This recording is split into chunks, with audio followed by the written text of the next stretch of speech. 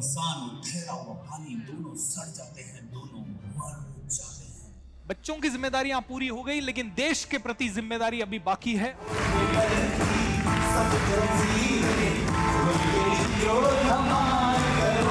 Late वही होता है जो कि कभी जिंदगी में अपने घर से निकला नहीं, जिंदगी में वो जो कि शुरुआत वापस से करता है।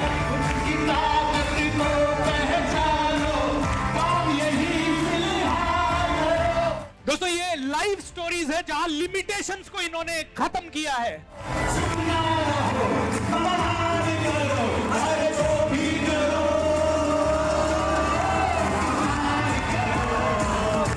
दोस्तों, मेरे साथ आप दो लोगों के लिए विशेष रूप से, ये सभी लोग अभी रिसेंटली दिल्ली के नहीं, पूरे इंडिया के करीब 60-70 लोग हैं, पिछले महीने ही बैच बना, उनमें से 7-8 लोग ये दिल्ली के हैं। Give a huge round of applause to these people. Alright, ये राम मगर सर हैं, इनको विशेष रूप से धन्यवाद। ये नेपाल से हैं और ये नेपाल से मेरे हर प्रोग्राम में दिल्ली आते हैं। Give a big round of applause to him. Alright, Nepal से हैं, ही इज रिटायर्ड। मैं सुधीर सर और पूनम मैम को स्टेज पे बुलाना चाहूंगा। Sudhir sir, can you come on the stage, and Poonam ma'am, can you come on the stage.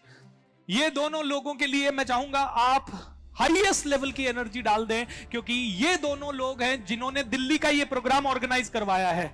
इन दोनों लोगों ने अपने हार्ड एंड मनी डाला है, इन दोनों लोगों ने अपनी शिद्दत डाली है इस प्रोग्राम के लिए, इन्होंने खर्चा किया है, इन्होंने रिस्क उठाया है, इन्हीं के कारण आपको फ्री मिल रहा है, कई लोगों को इन्हीं के कारण आप लोगों को वीआईपी सीट इतने कम रुपए में मिल रही है।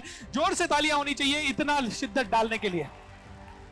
इतनी शिद्दत इन लोगों ने डाली। ऑलराइट, आप दोनों ने मिलकर 30 लाख रुपया इस प्रोग्राम के लिए खर्च किया, 30 लाख रुपीस। अब आप कहोगे सुधीर सर का क्या इसमें है? सुधीर सर एक अच्छी जॉब में है, सरकारी कंपनी में है और अच्छा पैकेज है इनका। इनके बच्चे वेल सेटल्ड है, इनके बच्चे डॉक्टर हैं, तो 2-3 यूएस में हैं। इनकी बिटिया की शादी अच्छी जगह पे हुई है, वो भी डॉक्टर से हुई है।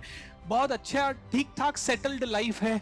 2 साल में रिटायर हो जाएंगे और रिटायर होने के बाद अपनी जिंदगी को अपने हिसाब से चलाएंगे। लेकिन उसके बावजूद भी वो मेरे साथ पहले तो सीख रहे हैं, मेरे 4-4, 5-5 लाख वाले सारे प्रोग्राम उन्होंने ले रखे हैं। उसके बाद एक दिन मेरे पास आते हैं, सर मुझे आपके साथ जुड़ना है। मैंने कहा सुधीर सर, सबसे बढ़िया तरीका है, why don't you organise a programme in Delhi. Sir ये तो बहुत खर्चे वाला काम होगा। मैंने कहा आप करिए तो सही सर, चिंता मत कीजिए खर्चे वर्चे की, जो आप दोगे। मेरा एक ही मंत्र है, when you support the world selflessly, तो पूरा ब्रह्मांड आपको एंडलेसली यानी अनंत रूप से सपोर्ट करता है। तो जब मैंने इनको बताया, मैंने कहा सुधीर सर ये करिए, you will be able to really see a lot of value.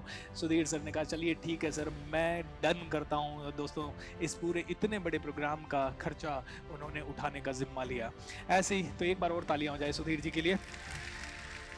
ऐसे ही पूनम मैम, वो फैशन डिजाइनर हैं, बुटीक चलाती हैं और एक एंटरप्रेन्योर माइंडसेट की लेडी हैं। मेरे काफ़ी सारे प्रोग्राम्स अटेंड करती रहती हैं। एंड शी ऑल्सो, जब उनको लगा सुधीर जी आगे आ सकते हैं तो पूनम जी आगे क्यों नहीं आ सकती। And immediately Poonam ma'am also took charge, बोले सुधीर जी मैं भी आपके साथ आधा पैसा शेयर करूंगी, और उन्होंने भी शेयर कर दिया। तो दोस्तों, इन दोनों के लिए विशेष रूप से सम्मान। Sudhir sir, thank you so much इस सर्विस के लिए, इस सेल्फलेस सर्विस के लिए। रियली अप्रिशिएट, बहुत ही बढ़िया। पूनम जी, थैंक यू सो मच इस जबरदस्त सर्विस के लिए। Really thank you. Give a big round of applause. Can we have a music everybody so that we can celebrate a little bit this amazing contribution of Poonam ji and Sudhir ji? Can we have the music team?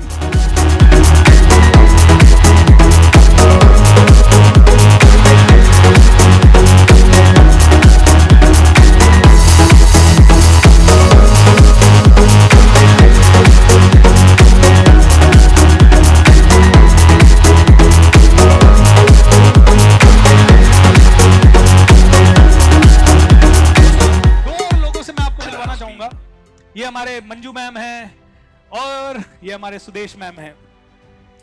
60 साल की उम्र में इन दोनों ने निश्चय किया कि कुछ बड़ा अपने जीवन में करना है। क्योंकि मेरी टॉक सुनते सुनते इनको एक चीज समझ में आ गई, लिमिटेशन कहां है। मेरे साथ बोलिए, लिमिटेशन कहां है। दोनों हाथ उठा के। इधर वाले लोग तो अरे भाई ऐसे है ना, थोड़ा एक्सरसाइज करना पड़ता है हाथों हाथों का, है ना सभी लोग। दो लिमिटेशन किधर है? लिमिटेशन सारी की सारी माइंड में है। Okay, Manju ma'am and Sudesh ma'am 60 की उम्र में प्रोग्राम अटेंड करने लगी और एक दिन मैंने कहा हेलो, आप पब्लिक स्पीकिंग सीखिए।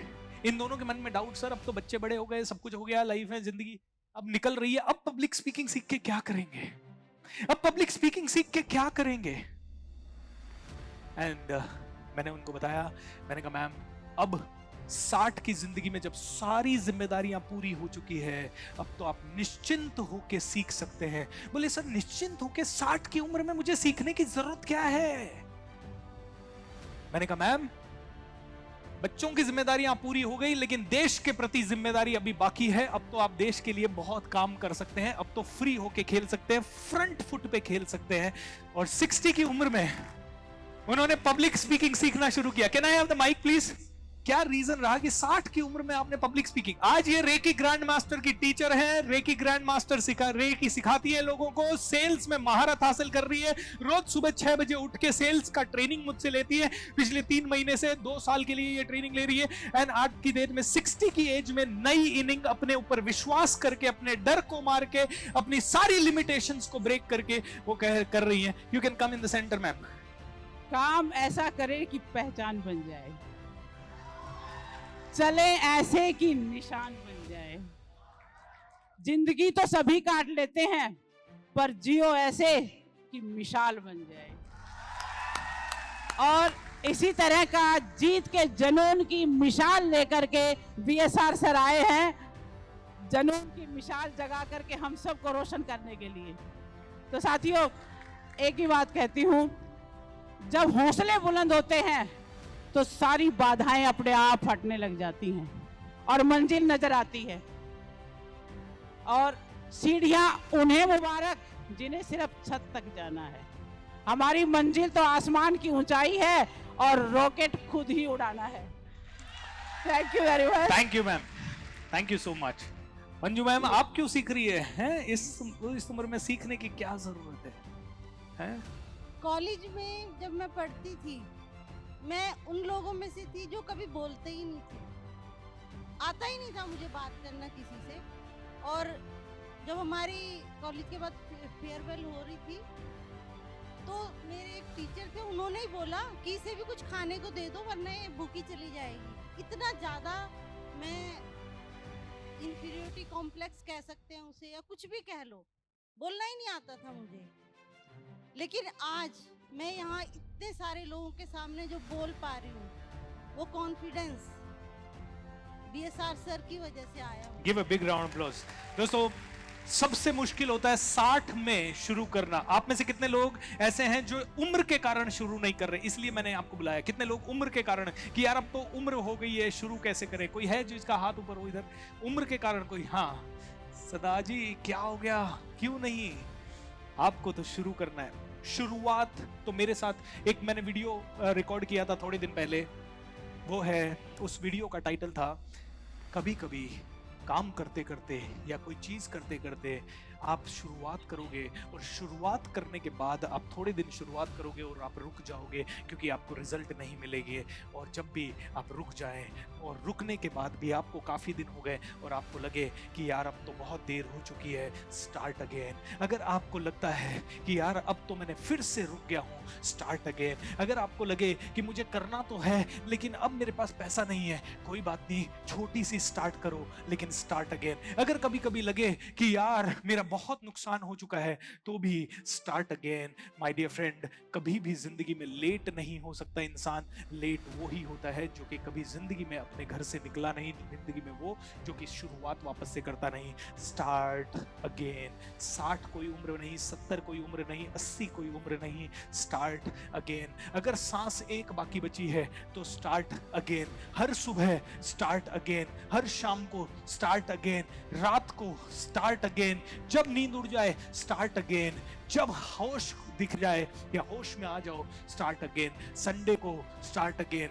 मंडे को स्टार्ट अगेन, हर रोज स्टार्ट अगेन। अपने जीवन का मंत्र बना लीजिए, स्टार्ट अगेन। जो ऑर्गेनाइजर्स हैं उनको भी, सुधीर सर आपने क्यों ऑर्गेनाइज किया मेरा प्रोग्राम और 30 लाख रुपए खर्च किए भाई? है आपका क्या स्वार्थ है सर? कहीं ऐसा तो नहीं नमस्कार। 3 करोड़ वापस मिल रहा है?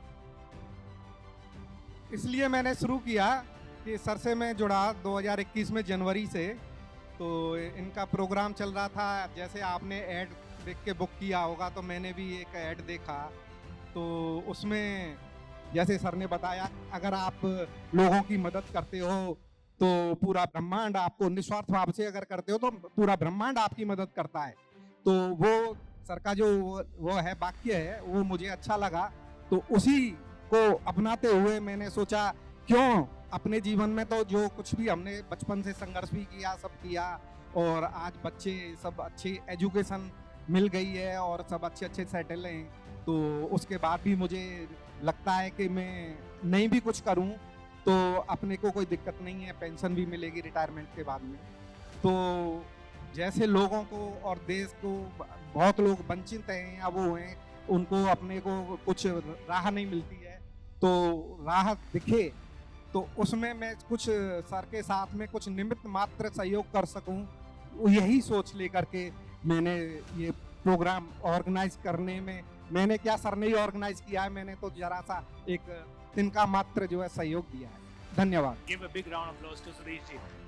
What would you like to share? Poonam, मैं आपसे पूछना चाहूंगा, आपका फैशन डिजाइनिंग का बिजनेस, बुटीक का बिजनेस अच्छा चल रहा है, फिर मेरे बिजनेस में पैसा डालने की कहाँ जरूरत है? मेरे सपने छोटे नहीं है, मेरे सपने बहुत बड़े हैं, और मुझे लगता है कि फैशन की फील्ड से मैं बुटीक से इतना नहीं कमा सकती या मैं अपने सपनों को पूरा नहीं कर सकती।